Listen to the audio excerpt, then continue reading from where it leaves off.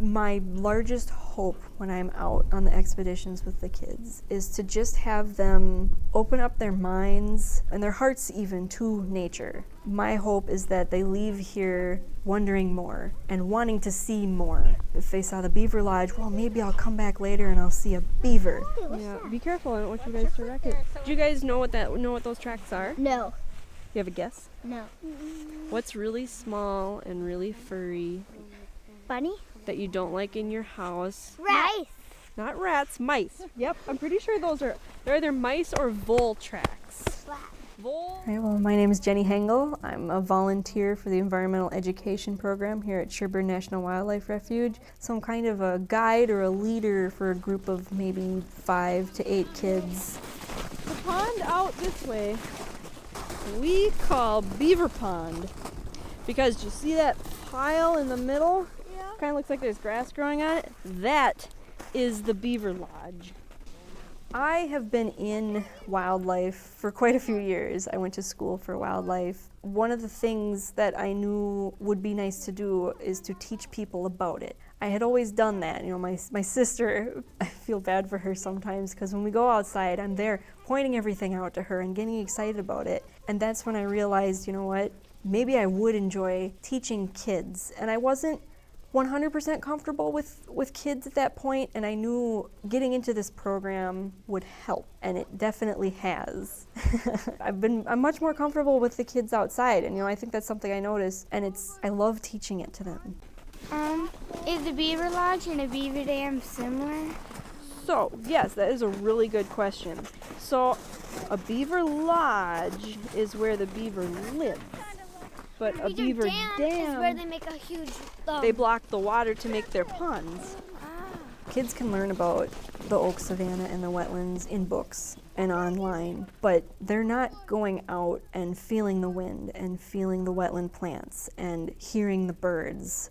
You get to see their behaviors and how they respond to humans. If you hear a bird, you start to wonder, oh, well, where is it and what is it? And then the kids will start looking, and so it helps them interact with nature in a way that books and the internet can't. Oh, it's really soft, guys. I think that might actually be an insect. So my role as an interpreter here, I think, lies in answering kids' questions and to push them to wonder about what is outside and to open their eyes and to use their ears. That's a kind of clove, a bush clove? Bush clover, yep. That's a bush clover. And it gives you good luck. Does anybody know what this grass is here? Showing them, if you pause and open up your ears and listen, you might hear some things that you wouldn't if you were just tromping through like a regular person. So I think my role is to just push the kids a little bit further, If they see a grass, okay, that's really cool, and we want to look and see, well, what kind of grass is that? Or what does it look like? Are there any bugs on it? To just kind of open up the observational skills of the kids as they walk on the trails with you. This was probably a squirrel. See track in the tree? Yeah, but then they get tracks. But then there's more tracks back there. Yeah, so he might have stopped at the tree, looked around, see if there's any danger, then he went back down and kept going. You got to get excited with them, and I think that helps them learn more. If a child points out, let's say, a hazelnut tree, you point out the hazelnuts. You also want to go a little further. You kind of have the kids guide what you see, and then you explain more and ask questions. Well, what eats hazelnuts? And, say the squirrels do, bears do, where is the bear right now? Prompt them to use their brains and think about the things that are out there. That could be like a little hideout because that part you could go in. Yeah. And it could be like a little hideout. Mm-hmm. For like hiding down. Yeah, I don't think anybody'd find you in there. No, unless they came around this way. No.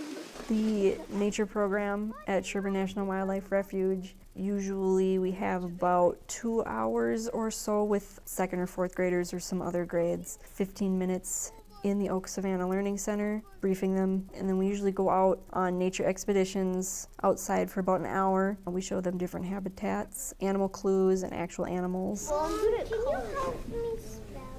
Yeah, I can help you spell. Which one did you want to spell first? And I'm good at writing. As I say, you guys can certainly help too. So one of the tracks we saw was a rabbit track, right? Rabbit, deer, I write rabbit. Okay, so start with R. My mom said I had good handwriting. I'll help you.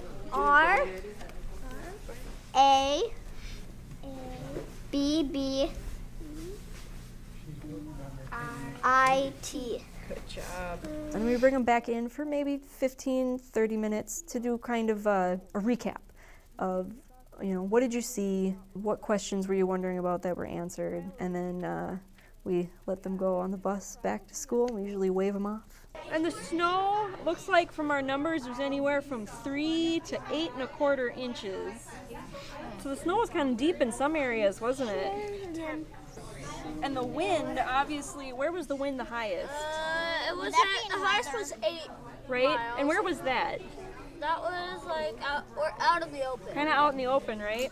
Remember, the snow was about 20 degrees. When we did an air temperature, I don't remember who did it, but we got about 26 degrees in the air. Yeah, right? I did an air. So it's still kind of chilly out, wasn't it?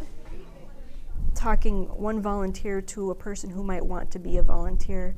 When I started this program, I was very nervous, and I wasn't sure if I'd be able to do it. This program is set up in a way to help you lose that sense of nervousness. So if you're interested in this program, you don't have to go out right away by yourself with 10 kids. You can work with another person. You can go out with these other volunteers and learn how to interact with kids and bring them closer to nature, because when you as a volunteer do that, you also become closer to nature. And I think that's just a win-win for everyone. So I think if people who are considering volunteering, don't hesitate because you're nervous. Try it. If you don't like it, that's okay. We have other volunteering stuff we can do here too. But I think it's very rewarding